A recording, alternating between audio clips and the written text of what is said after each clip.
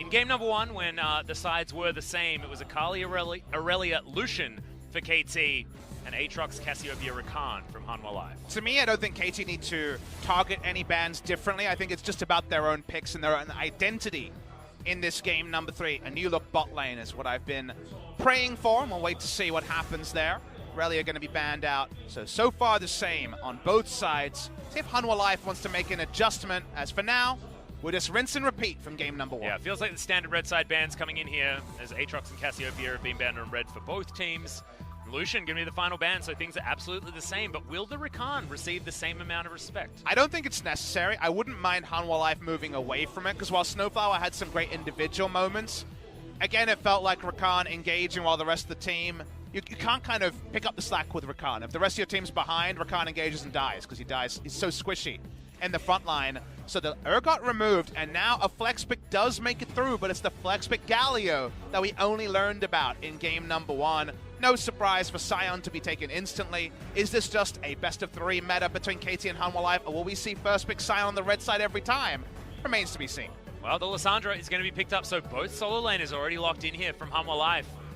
So Lava back on the Lissandra, and he looked great against BDD in game number 1, but now has blind picked it into him. Last time, it was the final pick for Hanwha Life. And while I understand that statement and I completely endorse it, I need to pay lip service to the fact that in solo queue, a lot of supports are playing Lissandra. So there is the outside chance of support Lissandra. We'll talk more about it in future games when we finally get it locked in, but does look like Hanwha Life have gone for the tried and true SKT approach. It may not quite be the Urgot Lissandra, but Sion Lissandra, very reliable, safe solo lanes. Yep. Also key being the Bard main. I mean, that meeped up auto attack, very similar to a Lissandra queue.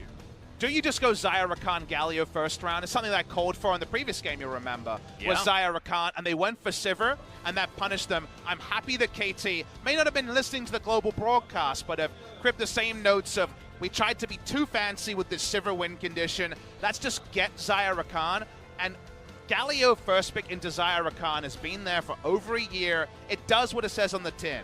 Very good backup for the Rakan engage, reliable duo laning phase, and the Rakan can push up more aggressively because you have the extra range on the Battle Dance. Yes, all the other extra synergies that you do have as well, with some more attack power augmented by the W. So the Tahm Kench does get into the hands of Key, and that could be a big deal. Wondering whether or not that would be taken away, but it is Hanwha Life that are able to get it, but against a more formidable duo lane and no Ezreal to be seen this time yet. And that's the part I want to mention, Atlas, is there was a cost to Hanwha Life grabbing 2 reliable solo laners. Now with the Tahm Kench, we know there's going to be a solo lane Lissandra. The cost, of course, is they can't necessarily get Ezreal Tahm Kench. That's why they had to choose one. Like yesterday when we had the same scenario, we definitely rubber stamp, take the Tahm Kench, give up the Ezreal. There are lots of other options you can take into the bot lane, whether they are traditional AD carries or the awesome dudes that littered LCK summer. The Ezreal removed. We'll see what Songyun's extended bench is. Still waiting on that first Vayne, Hail of Blades Vayne, a fun one. Something we could see in our second series of the day. Certainly, because Viper has been a guy that's been playing it a lot, but maybe we'll see it this game. Rai's going to be the second ban here for Hanwha Life Esports, focusing on these flex picks available for KT roster. I like it. Now what's the final ban to come in here from KT? Could be jungle or AD carry, I think, is probably going to be the ban here. It's 2 roles, so it's not a prophecy, and they will go for jungle. I actually don't mind moving away from a second AD carry ban, because there's a lot of things that sort of work into Xayah, Rakan, but nothing that was really screaming out as a must ban. Ban away the Olaf, take a bit of pressure off of Bono. If Songyun locks in Kalista, I'm going to be so excited, because he is a legacy, fantastic Kalista player, one of the best in Korea. Wow. Bang's gone. We will not see the Kalista this time, but it's another oldie. Good thing I shouted out Prey and Bang recently, but it's going to be the Ashe coming through here for another engage option. Does that mean KT just load in some more tanks, or will this Ashe have some squishies to potentially pick? Potentially. There are at least 2 champions that are going to be squishy already locked in this game, as Score thinking about the Xin Zhao. Is a blind pick. 5th pick, red side jungle once again for Bono this time. We'll see if he can pay it off. Remember, the MVPs this series have been traded between the junglers so far. Xin Zhao Camille's not quite, so Xin Zhao Galio not quite the Camille Galio, but a similar flavor when it comes to reliable engage. Final pick here should probably be a solo laner. What will KT decide to choose? Could still be the Galio top, but it's going to be Here Smeb's we Rumble. go. A blast from the past. We finally see a Rumble, and Smeb is the god tier 1 left in Korea. If we're going to see a first Rumble of 2019, I'd want it to be Smeb absolutely every time, as, yeah, the Jarvan was hovered, wondering whether or not that was a potential counter pick for the top lane, but that's going to be Lee Sin. Bono, gauntlet's been thrown. Lee versus the Xin Zhao. This is a difficult matchup for the Lee, who wants to get to the level 6 mark, and if anyone meets Xin in the jungle, you're probably going to need to run away. One of the few times we will see a Rumble locked in when neither solo laner has immense kill pressure on Rumble as the game goes on. Rumble's issue usually is lane phase gets really hard after about level 10 because Rumble more about that team fighting. A lot of other laners can do both a little bit more aptly than the Yordle can. But instead, we will see Rumble with the sort of lane where he can farm it out and multiple people will have to rotate through to kill him. So this could be one of the few times that Smeb can unleash the Rumble and feel good about it. And we as viewers are treated to it on the first day of KT Rolster's defense of the LCK. Gives him some great teamfight wombo, but the reliability of KT's comp isn't as high as some of the recent Galio comps we've seen. And the reliability of the pick CC coming in from Hanwha Life Esports is certainly there. Absolutely prevalent across so many of their champions as well. And if Bono can get run of this game, he will be able to provide so many different champions for the rest of his team to just gobble up and keep moving on forward with. And I feel like the tone has certainly changed for this series. Hanwha Life have earned the respect of us, the viewers, because it was a great Game 2 performance, and they have momentum now moving in to this Game number 3, this deciding match. But the changes that KT Rolster have made certainly do, to me, look very, very good as far as what made them strong in Game number 1, and that was damage and priority in the early game. And a Xin Zhao going to be better than a Sejuani in that front. And I echo your sentiment because this is now a really exciting best of 1 for all the marbles here. A little whisper there from Hanwha Life at the end of that. Finally get that Hanwha Life fighting at the end. The reason why I echo your sentiment is Game 1 happened, I'm like, all right, it's the victory lap for KT. Coming back, returning the cup and feeling so good. That's what we've been used to in 2019. Exactly, and being that sentiment of returning champions coming in for a victory lap, a first look, a glimpse. But now it's a real series. We get a first glimpse of a visual bug. In Game number 3, they listen to us. No more Sivir Rakan mishmashes in the bot lane. The Xayah Rakan there now to power it up. Score has gone for something that worked for Malrang in the initial ganks yesterday against SKT. Hail of Blades, first sighting for our second day of the LCK. Does mean that the moment you got that red smite, the damage calculation can be pretty bonkers because you get about 7 autos off before the enemy can blink. Oh, and the classic Scion Cheese to come down to the bottom side of the map. Haven't seen this one for a few games, but Tal going to get in there, look for that decimating smash in the opening, and then teleport up towards there was the a top side blue ping onto the forwardmost brush, so Zenit and Snowflower know something could be up. Snowflower is going to get knocked up. Volley's going to land there as well. Has to grand entrance to get himself out. Means that he couldn't take any other buttons, but shout-outs to not skilling anything up until you get into lane. And that does mean he can't interrupt the teleport, which was very bold. In that particular moment coming through. Now, why do this, you might ask? Obviously, the cheese kill is what you're looking for, but how about some free lane control on Xayah Rakan as Ashe Tahm Kench? That's what they've gotten through that early play. Sion's teleport will come up in a few minutes, but unlikely to be punished by a Rumble in the 1v1 or even Xin Zhao that early in the 2v2. Sion can just play around it, so you'd have to say that's actually pretty heads up, and the benefit it gives Sungyun and Ki is they can flex their muscles on Snowflower and Zenit, who will be perennially on the back foot, at least for the first few minutes of this lane. I also think that Ashe benefits even more from that as well, just as a champion, because she does control momentum very, very well if she can get it initially. The volley is just so great on an open lane if you can get the wave pushing.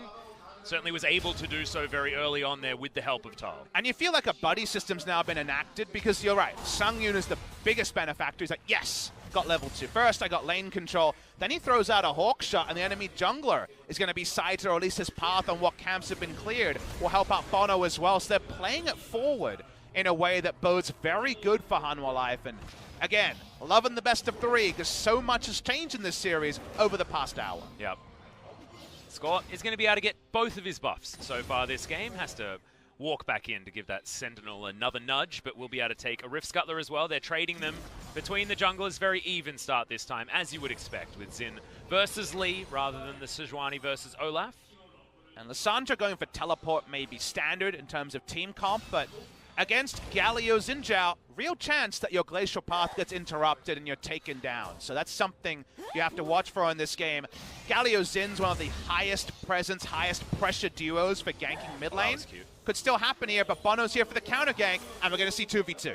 Yep, Score moving on in here as well as they do manage to get the Justice Punch. Oh, he's taunted! Can't take the claw out as Winds of War are flashed quite nicely. It's not enough though. First Blood going over to Score feels much more like game 1 rather than game 2. Right on time, what I'm talking about comes to pass, and smartly BDD channels the taunt till after he knew that the CC duration would overlap with the glacial path running out, so there was no chance for an exit. Watch the replay here.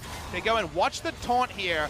Waits till the back end of the glacial path to guarantee there'll be no chance to get away scot-free. Flash's not going to be enough. Hail of Blades does the rest. Nice gank timing by Score, and already a big change from the Sejuani on the back foot of game number 2. That couldn't be more perfect as well with the lining up of that white CC bar that we were talking about yesterday.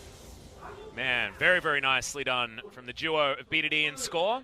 Between CC bars and bounty bars, we've been talking about bars a lot. We need some extra sponsorships on the LCK English stream. Yeah, that is true. That is true. Cadbury, get in touch with us.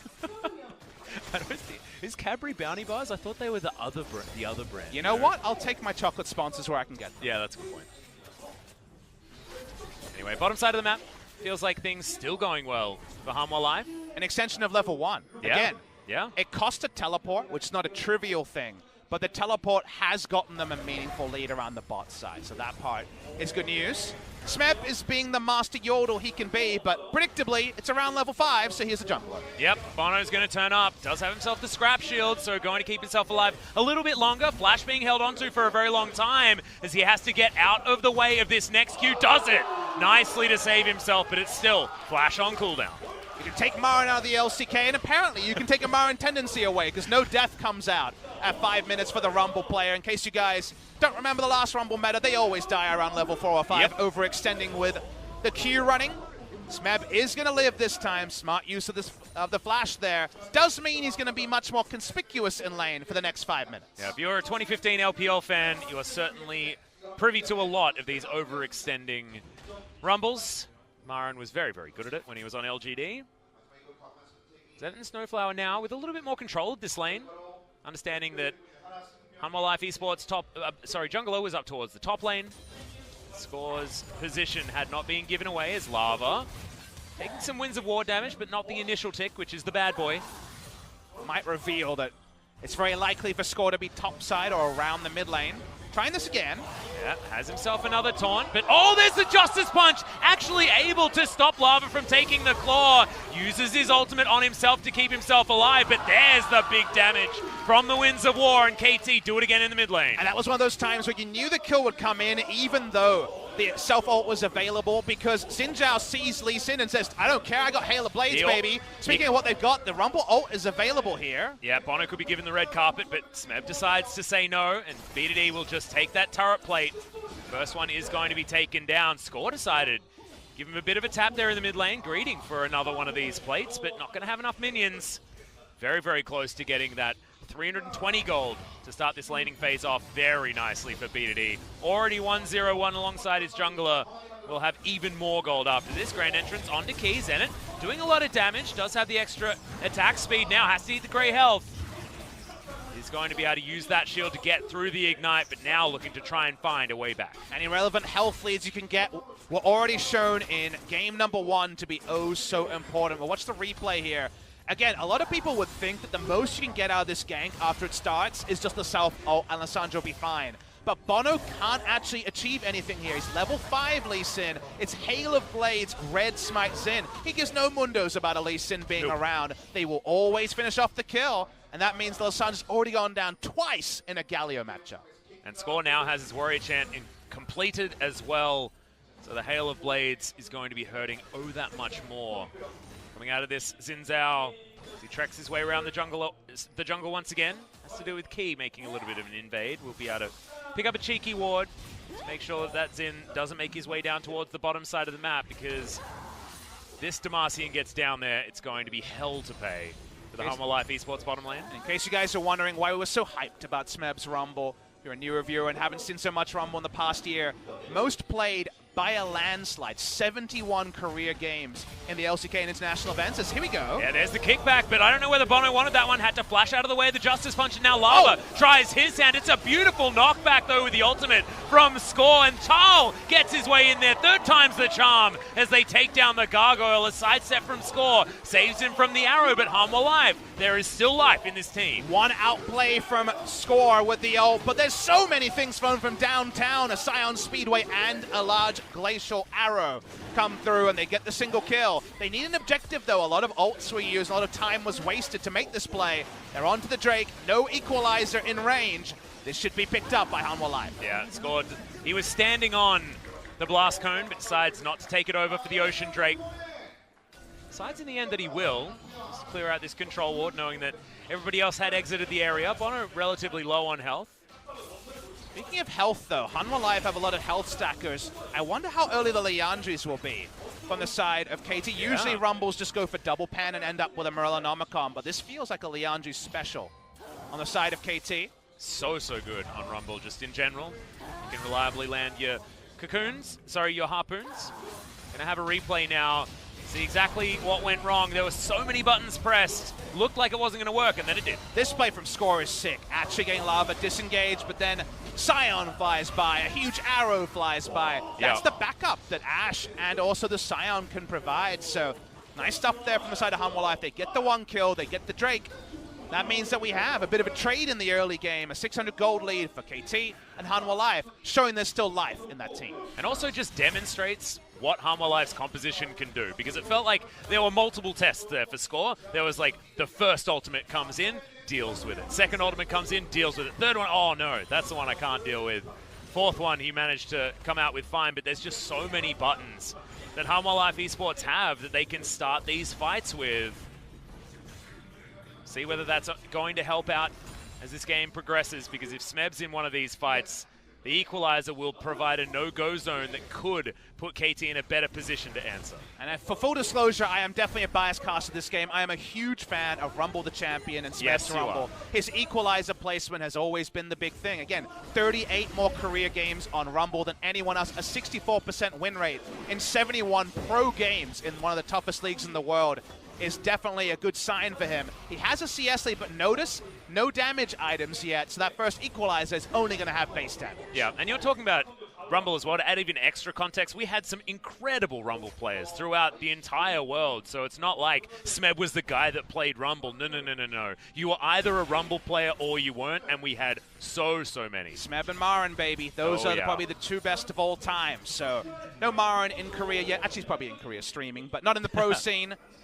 We were calling for him at the end of last year. I'm calling for what the first item is here. Is Smeb going to go Liandry's or Morellonomicon? Those seem like the two big options here. It will be the Liandry's I wanted to see, so remember, no magic pen there, just about that extra damage for now.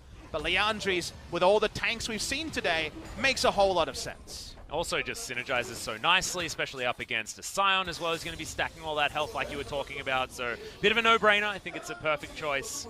We'll be going for Liandry's, Riley's something potentially, or Azonya's to come in as item number 2.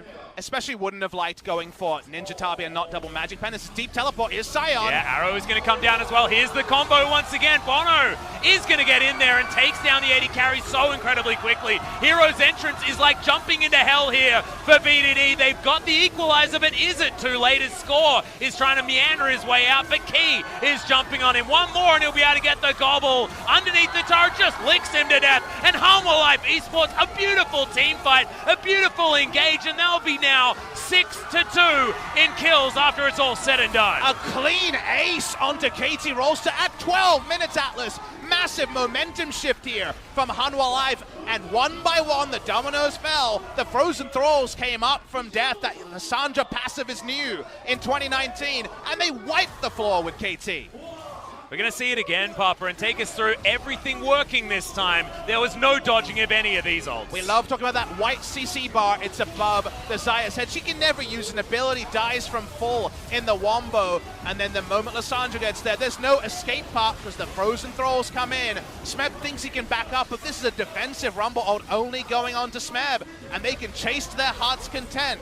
What a play by Hanwha Life. Absolutely amazing. Songyun there as well, free hitting the entire time, and like we were talking about, Key just able to use that grey health to such great effect, but also keeps score completely out of it. Big moment from Tal, feeling so good about his new team that he's on. SKT escaped with a victory yesterday. Hanwha Life, surprisingly, could do his old telecom team a favor and take down KT. Look at how the damage is so equivalent. Almost the same from Lissandra and Ashe. Sion, because he's involved for so long, got maximum value. Damage from his ult was actually a factor in that fight.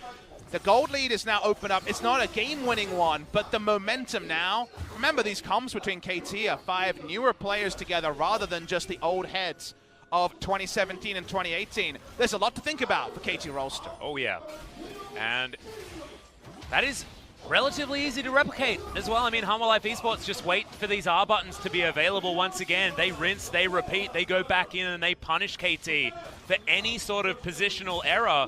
And KT have a comp that wants to go forward, a comp that wants to engage on them. And Hanwha Life is starting to feel like, well, okay, do that, and we'll just answer back and take you down.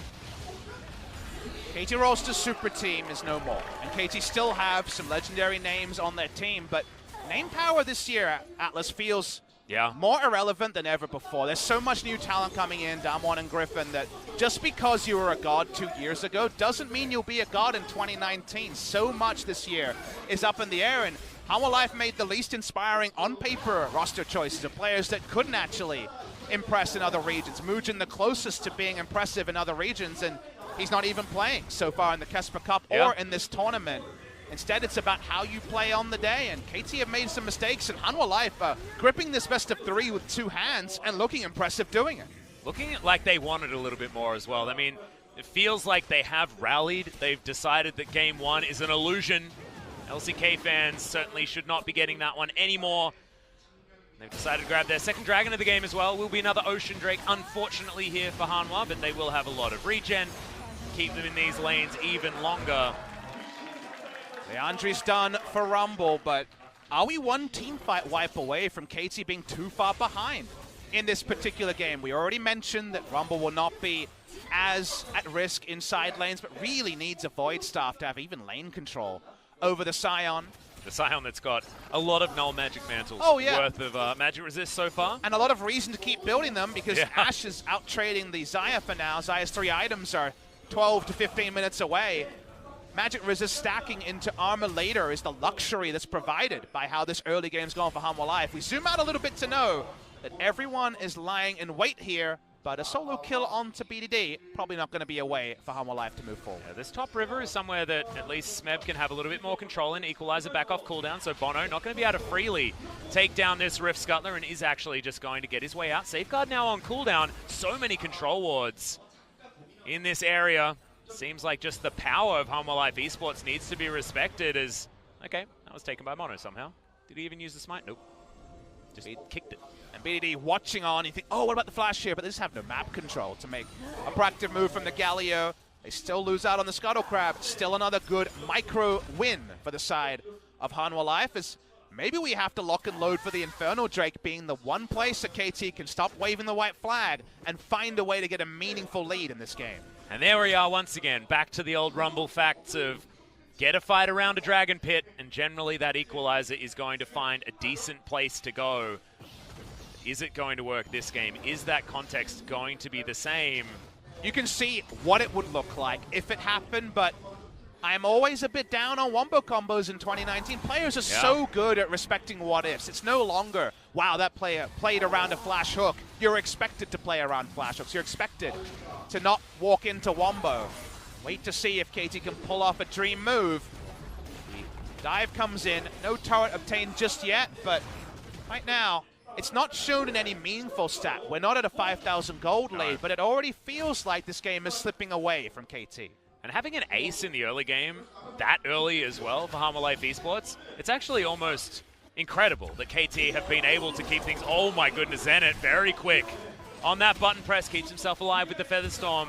I'm just saying that the gold is not necessarily insurmountable at this point. If we remember back when we were broaching the 20-minute mark, Hanwha Life in Game 2 were so far ahead, and it looked like KT didn't have options to get their way back in. This time, Score not on the Sejuani getting bullied around. He is now on the Xin and has 100% kill contribution here for KT. Rolster could still get some work done.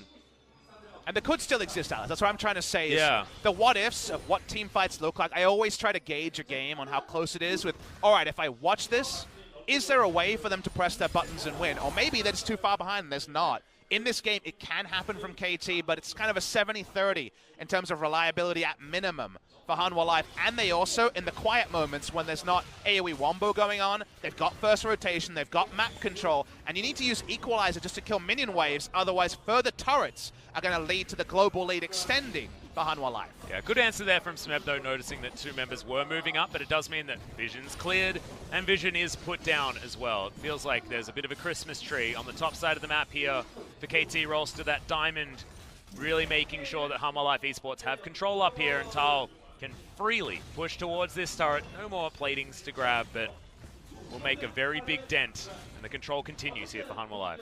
And now, if I left the game, if some people are like, all right, I think KT's going to lose and leave right now, if you then went back to that person and said, no, KT won, the first question you say is, was it a Baron throw? Because the Baron is the one area where the Wombo is a lot more reliable from KT Atlas, and that's the spot where it feels like 19 minutes 40, if Hanwha Life are smart around the Baron, that to me is how they close this game. And the way back for KT is an inspired play around a Baron mistake by Hanwha Life.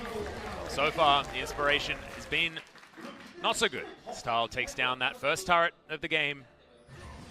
Continues to push that advantage further forward, and it's not necessarily the money from that first turret going down, but largely the gigantic amount of map control that Hanwha Life are demonstrating to us. What are the answers here as the Vision does go down? Score. The jig is up, my friend.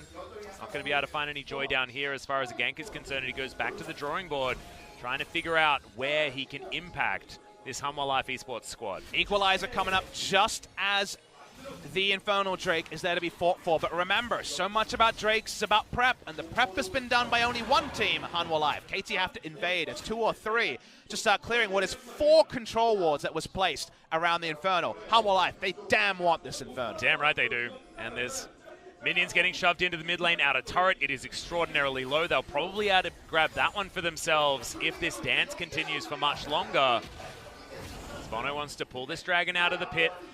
He's going to get a little bit grumpy and at least turn his head to score, but it looks like Hanwha Life Esports should be able to get control and take the mid lane out of turret. Cake and eat it too is the situation here for Hanwha. A beautiful performance so far. After what was some good ganks for Score in the early stages of the game, they still want to try and fight for this. Half the health bar is now on this Infernal Drake. Hero's Entrance is available. Equalizer is available. Score in there in range for a potential smite as we've got the fight into the backline. Good position of the Hero's Entrance. Breaks up. Hanwha Life Esports has beaten it. It's causing a ruckus. That's going to be first kill going down. Sangyun going to be the first to fall. And now Hanwha have to get the hell out of there. KT miraculously managed to make a team fight that they were looking for. They win Drake's Chicken. It's not quite the Baron, but they get an Inferno out of it. They outthink Hanwha Life, who were in 2 minds about whether to finish off the Drake or turn for the fight. KT were making the more clear shot calls. That gets them a meaningful objective, their first of the game, and also a bit of a map reset, a bit of tail between the legs defensive play from the side of Hanwha Life. Yeah, let's have a look at exactly what went wrong here for Hanwha Life at the beginning of this fight. This is towards the end. The Drake falls low, and look at what Hanwha Life, Lava and Bono do. They walk up, 1-ult on the enemy smite, and they say, oh, let's finish the Drake. Meanwhile, KT double down on taking down Ashe, on fighting away the backline, and then Bono and Lava are just in full defensive mode. That's because in the fight, KT's veterans there, you have to imagine Smeb and Score have the tighter calls, and Hanwha Life with Bono and Lava in particular, they're in 2 minds. 1 mind wins out on the side of KT. Yeah, and you have to say, you know, we're talking about Smeb and Score and the fact that they do have that veterancy, but the communication between Snowflower and BDD on where to place that Hero's Entrance was just beautiful. Got him right into the back line and then zipped his way out again with that extended range battle dance, and meant that there was just a whole area of that river that Hanwha Life couldn't enter. And they want to have one of these pile-in type compositions. They want to follow up on all the AoE. You can't do that if you've been completely split by the big Galio ult into the back line. That's what KT's comp is capable of, and now we've got a team fight won by both teams. Probably a little bit more impressive by Hanwha Life earlier on with their ace, but this does mean we've got definitely a match on our hands. And Hanwha Life fans will be happy to know Infernal Drake throw isn't a thing. Remember, we were talking about a potential Baron throw. Yeah. Yes, the Infernal Drake's more than KT deserved for a bit of a haphazard early game, but it's not enough to change the game state, which is still Hanwha Life in a gold lead. Ash Arrow does register. He's going to land this time as Bono does get the kickback as well. Featherstorm comes down in the end. The flash has to be used as well, as this could be the fight that KT wants. In the end, he soaked the arrow, but it's Hanwha Life that look a little bit sheepish afterwards. Lava trying to change that thought process. Fully charged Q flashed out of there by Smeb. Winds of War also still lowering those health bars, but no one dead just yet. And every 50-50 is a win to KT because they are the team behind in map control and behind in gold. The Equalizer controlled the choke so nobody goes down. Zenit has to use his summoners. There's something to return to for the side of Hanwha Life, but the downtown arrow ended up getting them both summoners. Yeah, it was really nice stuff. Reminded me of Season 1, the potential teleport to come in behind, but not going to be any joy here for Hanwha Life Esports. It looked so close, and they did manage to get the Featherstorm and the Flash out of Zenit, so not going to be doing that anytime soon. Now, Voidstaff, like you were saying, looks like second item here for Smeb, so he's trying to get to a point where he can get into a side lane against one of these two solo laners and do some work. But honestly, as a Rumble player, these duo of items tell you either my Equalizer is on point or I lose the team fight. This is an Equalizer build from the Rumble here. It's usually what you see from Rumble. It used to be Liandry's the old style with the Magic Pan into Voidstaff. It gives you some threat on a side lane tank, but not realistic kill threat on that tank. But it's all about the Equalizer here from Smeb. Last couple have been pretty good, but the moment one's off point, you do very little. As the Rumble, he's been sitting on the Blasting Wand and the Amp Tome since the first fight about 6-7 minutes ago, so 1,300 gold took a long time to clip together. Let's see what he can make use of here. Again, KT do have the Wombo to set up such a play. Right now, they're more about trying to clear some control wards, as killing Smeb will be a happy moment for Hanwha Life. Yeah, that certainly looks to be the priority, as we've got 4 members on the bottom side of the map. I think the Baron might be the call here from KT, so Hanwha, no secret that is going to be the option. But you're not worried about it. There's not enough Baron speed from KT Roll, so they're not realistically going to start that. Hanwha Life also.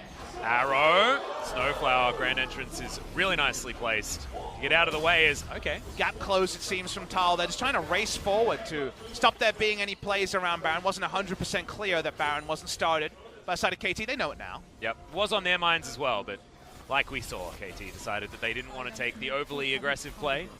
Just so used to seeing people piling into the bottom lane and then instantly the call being the Baron. We reset once again. KT still on the back foot. Like we mentioned, the Infernal Drake not enough to really change the texture of game number 3, and for Hanwha Life to pull off our first big upset. Yes, Dumb One beating Gen.G was on the upset scale, but Hanwha Life upsetting KT, our reigning champions, would be on another level. Sungi continues to push in mid lane, and it's Ash Tamkench. It may not be Ezreal, but you know that it's pretty safe to make pushing plays like this. Especially when they've got a lot of pretty beefed up members just behind them here, as well as Tal. Just waiting for that train to make its way back off cooldown. Does have it right now. So can actually get his way in there. No vision available this time around. Blue Trinket has been put down.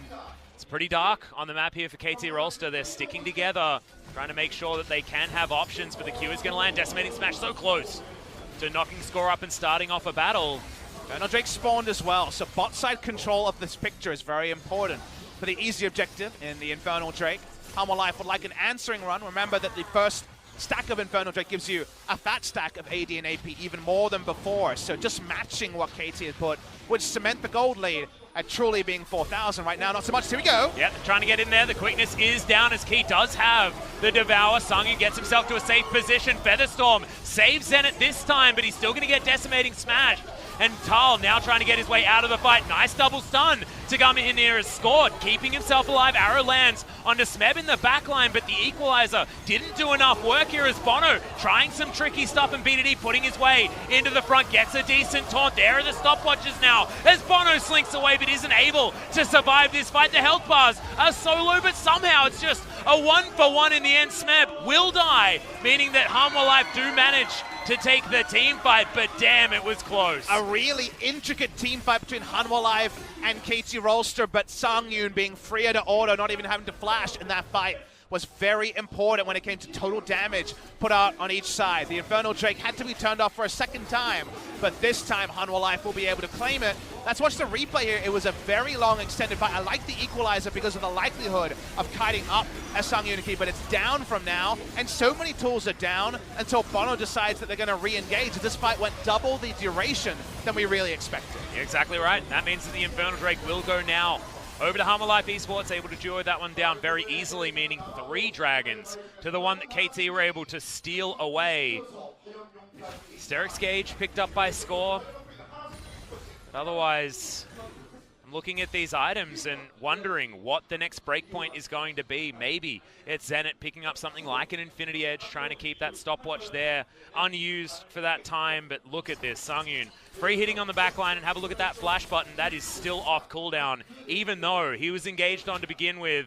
Key had the Tahm Kench, was able to stop any pick CC from coming in. And that's what I zeroed on in that team fight, is the fact that he leaves the team fight with flash, and very clearly the numbers there past the eye test that Sangyun was much more of a factor than Zenit could be.